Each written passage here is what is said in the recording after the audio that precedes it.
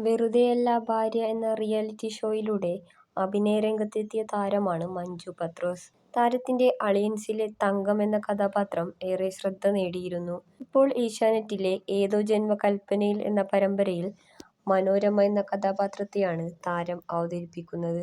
മിനിസ്ക്രീനിലും big സ്ക്രീനിലും ഒരുപോലെ തിളങ്ങി നിൽക്കുന്ന താരം നല്ലൊരു നർത്തകി കൂടിയാണ്.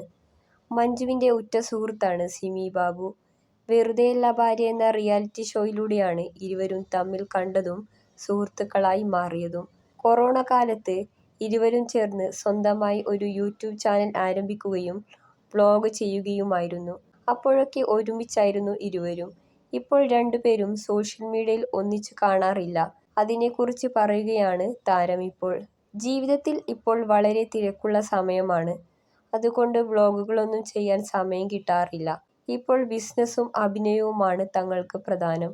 വ്ലോഗിൽ നിന്ന് നമുക്ക് വരുമാനമൊന്നും കിട്ടുന്നില്ല. അതിനുവേണ്ടി ആയിരുന്നില്ല വ്ലോഗിംഗ് തുടങ്ങിയത്. കൊറോണ സമയത്ത് ഒരു റിലീഫിന് വേണ്ടിയാണ് വ്ലോഗ് ആരംഭിച്ചത്. അല്ലാതെ ഇത് വലിയ വരുമാന മാർഗമാക്കാൻ വേണ്ടി തുടങ്ങിയതല്ലെന്ന് മഞ്ജു പറയുന്നു. പിന്നീട് നമ്മൾ രണ്ടുപേരും വളരെ തിരക്കിലായി. ബിസിനസ്സും അഭിനയവും പ്രൊജക്റ്റും എല്ലാം കൊണ്ട് തമ്മിൽ കാണാൻ പോലും പറ്റാത്ത സാഹചര്യം ഉണ്ടായി. അതിനിടയിൽ വ്ലോഗ് ചെയ്യാൻ സമയം കിട്ടാതെ പോയി.